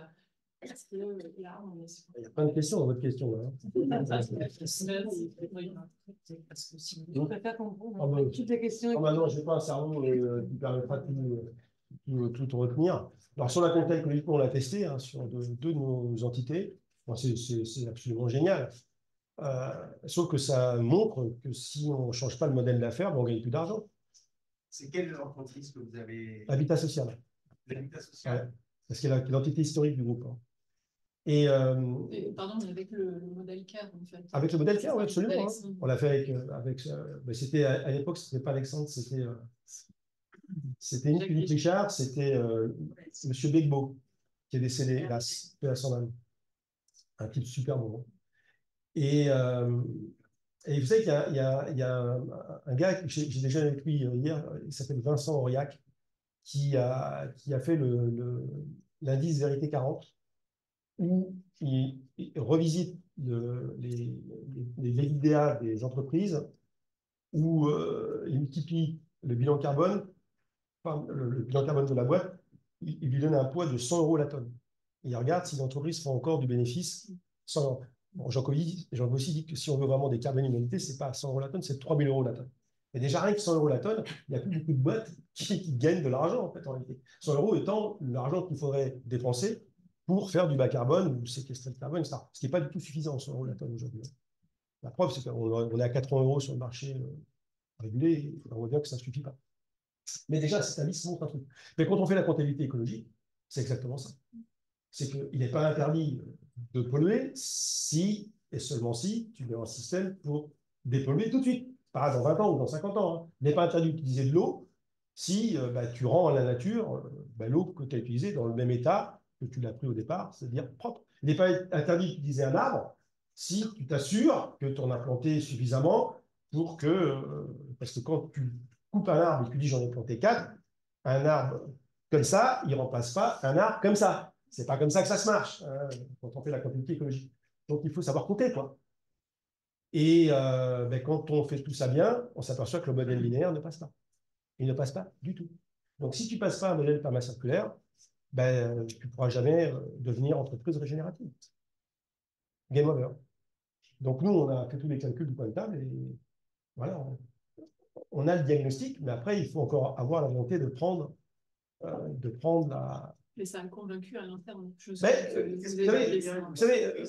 on arrive. Moi, écouté, je parle exactement en interne comme je parle ici. Là. Je ne sais pas faire autrement, je n'arrête pas à me dédoubler. Et puis, de toute façon, tout ce que j'écris, c'est public. Voilà. Et même le top 500 de groupe a même le bouquin. Vous voyez, c'est pour dire à quel point. Mais il y a des verrous sociotechniques qui sont terribles. Des verrous sociotechniques, des habitudes, des croyances, et puis surtout cette religion du technosolutionnisme qui est extraordinaire. C'est sûr que quand vous écoutez Bertrand Piccard, la planète est sauvée, quoi. Il a identifié 2500 innovations, il dit voilà, il suffit de les mettre en place et tout continue comme avant. Il y a plein de trucs bien dans ce qu'il dit. Hein. Mais non, ça ne va pas se passer comme ça à cause des limites planétaires. On est sur une planète finie, en ressources, elle est ronde. Voilà. Donc, oui, la technologie va nous aider. Il va falloir d'ailleurs qu'on mette le meilleur de la technologie pour arriver à faire de l'entreprise, pour faire du régénératif, le meilleur. Mais il faut d'abord commencer par l'étape amaigrissement. Ça veut dire jusqu'à temps de revenir dans les limites planétaires, de Donut, et là, on rentrera dans une société de la post-croissance. Et la post-croissance, c'est de décider démocratiquement qu'est-ce qui est important de maintenir et qu'est-ce qu'on ne peut pas maintenir parce qu'on n'a tout simplement pas les moyens physiques au sens ressources, de se le payer. Parce que voilà, on est déjà en survitesse, il faut qu'on reste dans ces limites planétaires. Parce que si on dépasse les limites planétaires, on va retourner dans dans la gabegie qu'on connaît et ça ne tiendra pas. On va passer les tipping points les uns après les autres. On a dépassé 6 des 9 limites planétaires et on sait qu'il y a, dans le dépassement, on peut dépasser, mais il y a, à un moment donné, ça peut encore revenir, mais au bout d'un moment, vous êtes sur un dépassement où ça ne pourra plus revenir. On aura vraiment, on ira au-delà de ce que la planète sera capable de réparer par elle-même, ou alors dans des temps, dans des temporalités qui est juste incompatible avec la durée de la vie sur Terre. Vous me dira, la durée de vie, enfin la vie n'est pas obligatoire, il suffit de ne pas le vouloir. Hein. On peut aussi décider de se suicider tout de suite. Mais tout le monde n'en a pas forcément envie. Hein. Donc, voilà. Mais c'est dramatique. Hein. Parce que là aussi, on fait croire qu'une technologie... Il faut bien comprendre ça. Les gens confondent technique et technologie. Et ça, c'est dramatique. Ce qui a beaucoup progressé ces derniers temps, c'est toute la composante numérique. Ça, les progrès sont extraordinaires, ce qui nous a fait faire tout un tas de progrès par ailleurs. Mais les gens ne comprennent pas un truc qui s'appelle l'effet robot. Vous avez entendu parler de l'effet robot? Le paradoxe de Givens.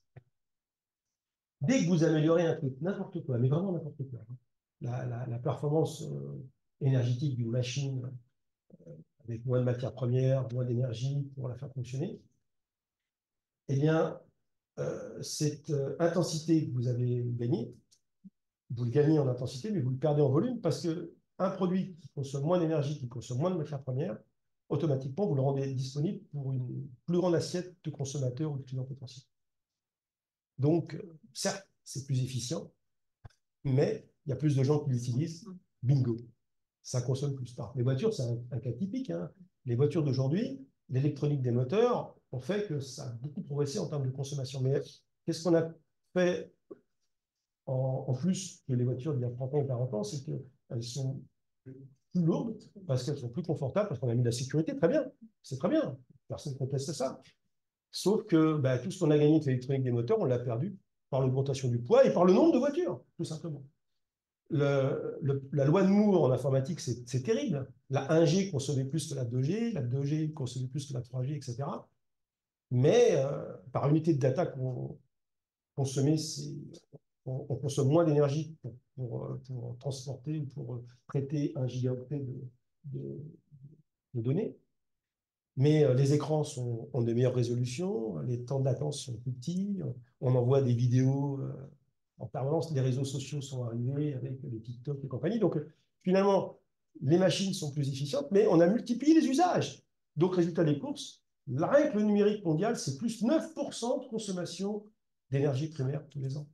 C'est complètement dingue. Complètement dingue. Donc, c'est là qu'on s'aperçoit que l'objectif, ça va être quand même d'arriver à caper tout ça, quoi. Caper, ça veut dire, comme dirait Jean Covici, il faut qu'on fasse, pour rester sous les 2 degrés, moins 5% d'émissions de gaz à effet de serre par an pendant 65 ans.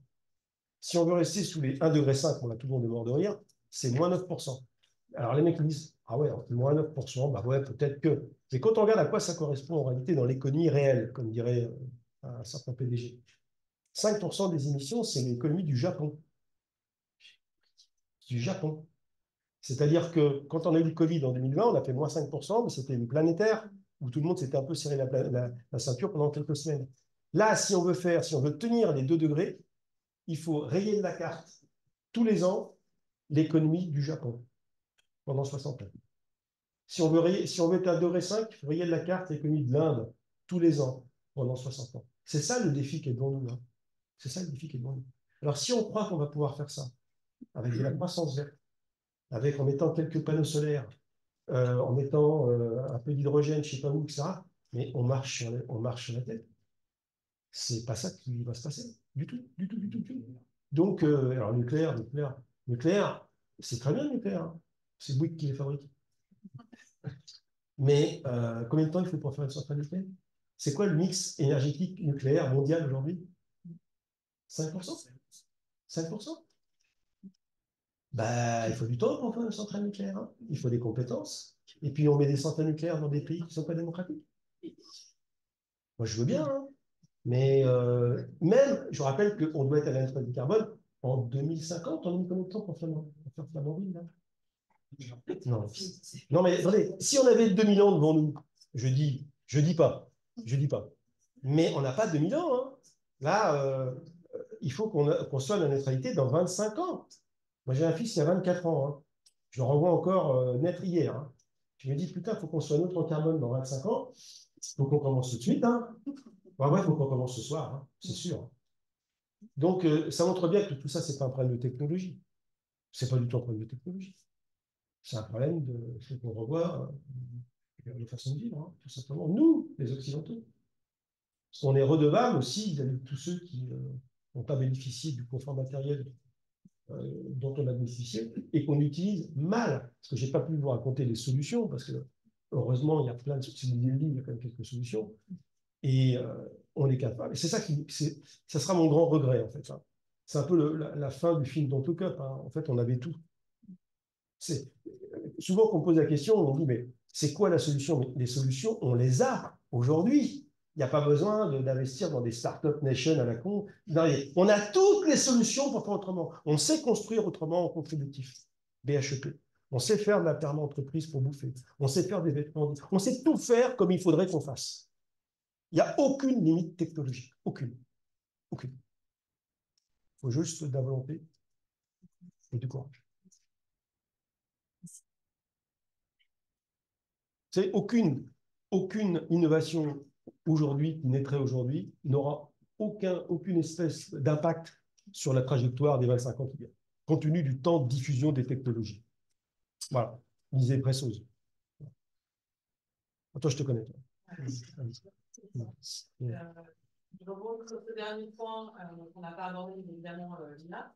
Quand on sait que par Internet, on ne peut pas chacun faire une requête sur ChatGPT, il n'y a pas assez d'électricité dans le monde pour le faire. Voilà, je me permets juste d'alimenter des choses que tu sais qui vont se mettre en mieux quoi. Tu parlais de Timothée Paris tout à l'heure, j'ai eu la chance de le voir dans une conférence. Et je lui ai posé cette question, je te la renvoie parce que sa réponse a un peu tué mon espoir. Je dis, mais alors comment on fait des croissances, macroéconomie, super, soit, ok. Mais qu'est-ce qu'on fait du coup avec les entreprises, comment on peut les embarquer, etc. Parce que d'un point de vue microéconomique, il y a des médecine de Paris, il n'y est pas. Donc, je lui pose cette question, il dit, mais l'entreprise n'existe pas. On fait sans, et la solution, c'est le militantisme. Donc, du coup, je te renvoie ça parce que, voilà, si tu es en série, j'aimerais pouvoir échanger tous les deux. Je te lance ce défi. J'espère que tu m'inviteras. Mais voilà, tu vois, quand on a l'inspiration avec toi et Céline sur l'entreprise contributive, tout ce que tu nous révèles, quand on travaille l'émotion, le facteur humain, qui sont des sujets que j'aime travailler, que je connais, en fait, les discours de décroissance qui voilà, ne font que nous alerter, ne nous donnent pas ces solutions qu'on a déjà. Voilà, je te renvoie la question pour faire le lien, parce qu'en fait, tous ensemble, la force du collectif, on va peut-être y arriver, mais si on a des discours engagés dans la transition qui se neutralisent, ça a quand même un petit peu dommage. Ouais. Il y a une question derrière, je la prends. Oui, je m'en souviendrai de celle-là. Bonjour, elle reprend un peu la question. D'abord, je voudrais vous remercier parce que moi, vous m'avez échangé. Moi, je suis patronne d'une PME de 200 personnes. Je vous suis depuis quelques années. J'ai participé à la CEC. Et voilà, je me suis mis sur le chemin du contributif. Et je voudrais pas vous poser une question. C'est compliqué, hein, je castagne avec mes fonds d'investissement. C'est très, très compliqué. Mais j'essaie, je fais au mieux. Je trouve que votre voix est présente auprès des entreprises, peu présente auprès des politiques. Or, quand vous dites ce qui marche, c'est souvent l'interdiction, la ceinture de sécurité, la cigarette. Pourquoi il y en a un de vous, là, votre régène, truc qui ne se présente pas à des élections? Parce que, non, mais pas vous. Mais pourquoi vous ne faites pas plus auprès des politiques? Pourquoi parce qu'il faut prendre le pouvoir pour vous décrire une forme de guerre, en fait. Pour y arriver, ce que vous décrivez, ça ressemble un peu à une guerre. Et voilà, est-ce qu'il n'y aurait pas matière à être plus présent sur le terrain politique, et pas seulement les entreprises. Voilà.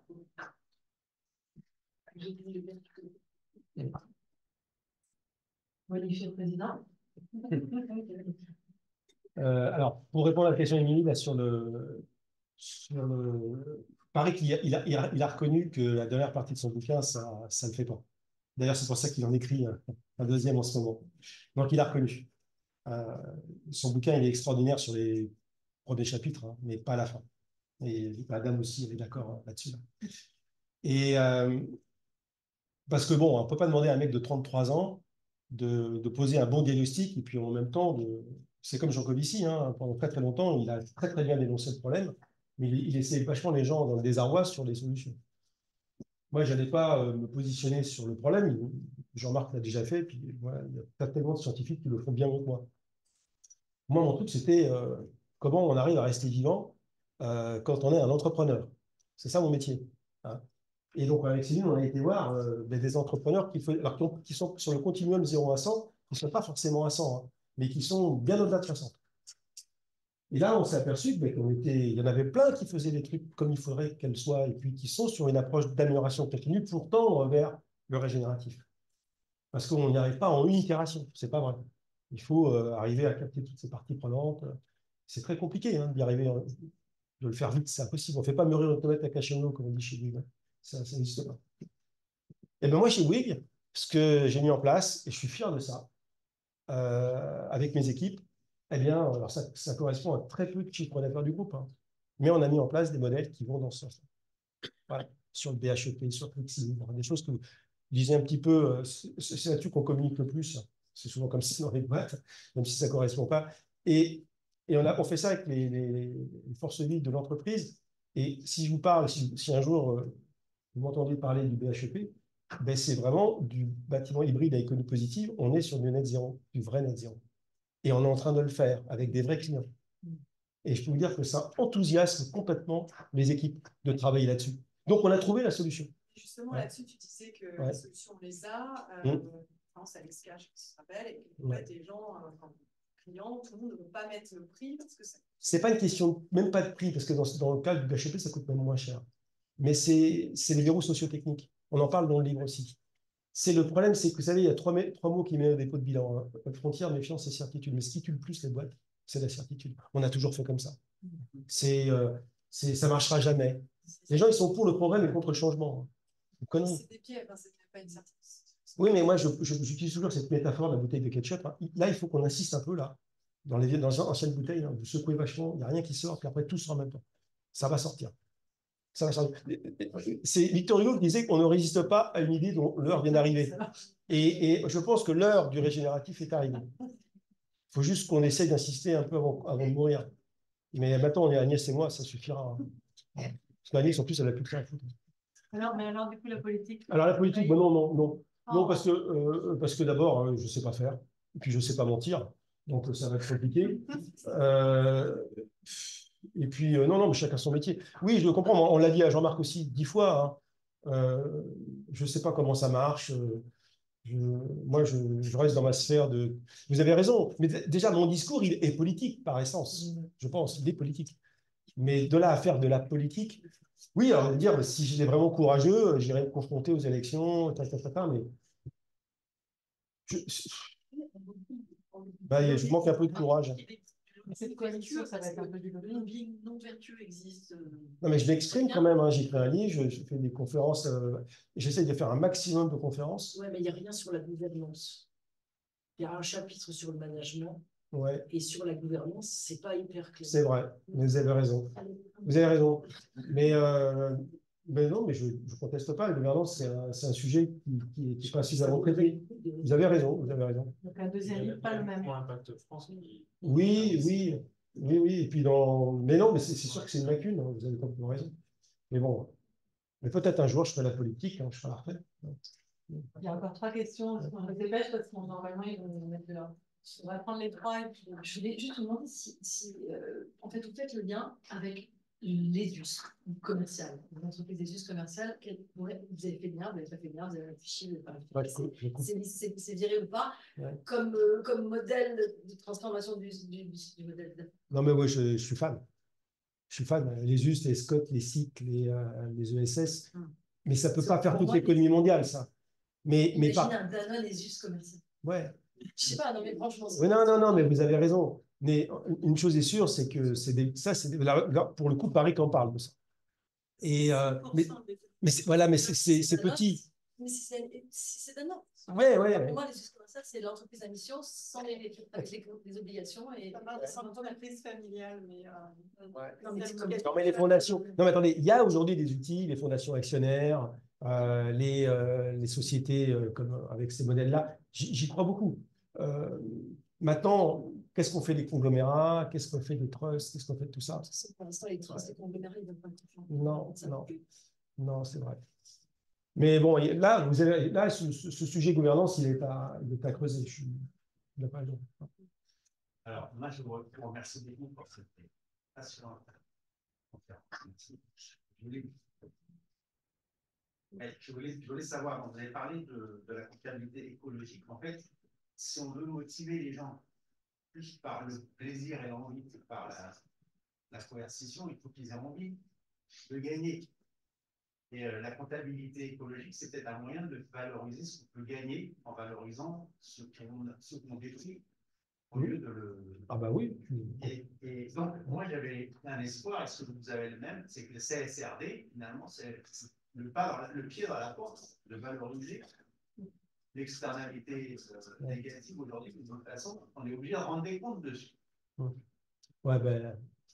Ouais. Ouais. La CSRD, ça aurait été trop bien qu'ils nous l'impose il y a 30 ans. Voilà. Là, je pense que ça aurait été trop bien. Moi, je suis en plein dedans en ce moment, chez Boudèche. Et je me dis, le temps qu'on arrive à avoir la maturité pour bien répondre aux questions, là, qu'on ait les bons KPI, les bonnes politiques, que ce soit sincère, que ce soit équitable en assurance, raisonnable, donc vraiment, hein, je serais parti de Bouygues depuis longtemps. Peut-être même enterré d'ailleurs. Donc, hélas, la CSRD, c'est bien, mais c'est un peu comme l'armée de Grouchy, quoi. Ça arrive trop tard.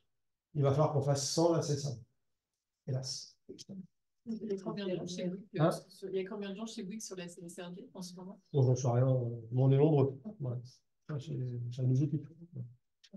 Bien légère. Alors, la dernière, elle n'est pas simple. Est-ce que vous avez regardé avec tous les experts comment on paierait les retraites si les fonds de pension disparaissent? Parce que quelque part, le fait de dire on change le système financier, c'est la disparition des fonds de pension, puisque la rentabilité, elle est d'abord faite pour payer les retraites. Alors, c'est quoi le futur modèle là-dessus? Ouais. Ah, ça, c'est une question que... Alors, déjà, dans le mode de fonctionnement de notre cerveau, je peux être méchant, parce que je te connais en plus. J'ai dit que je reste très gentil. Il y a des fois, effectivement, ça peut être plus violent.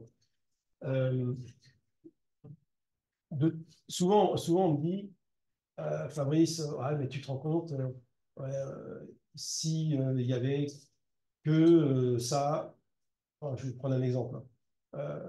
S'il n'y avait que nonobstant le problème du cuivre, s'il n'y avait que des voitures électriques, ça poserait tout un tas de sujets, parce qu'on ne pourrait pas tous les recharger en même temps.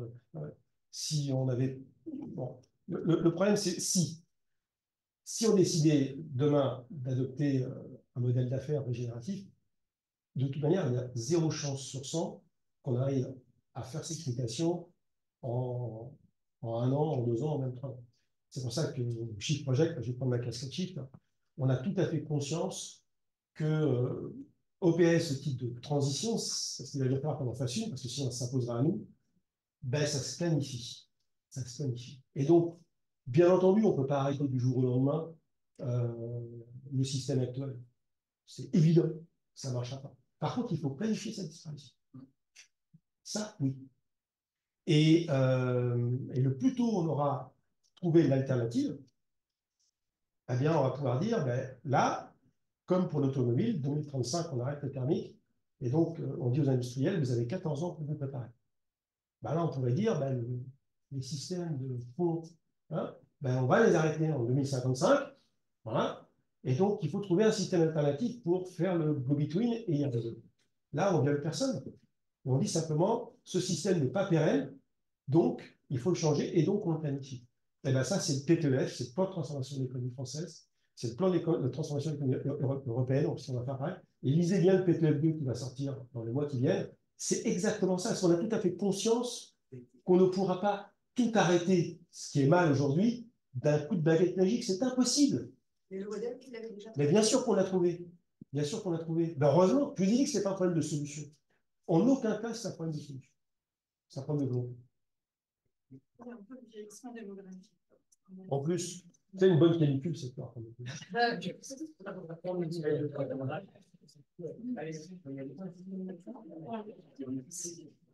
Voilà, merci à tous. Merci beaucoup.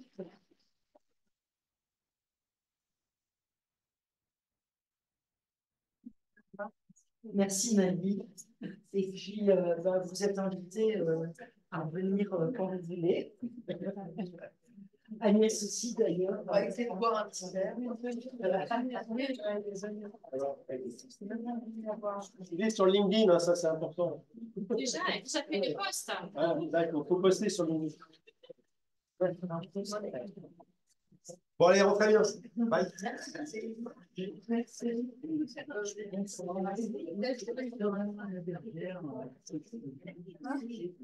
Sur la gouvernance, lisez Réformer la France de Jean Perleman.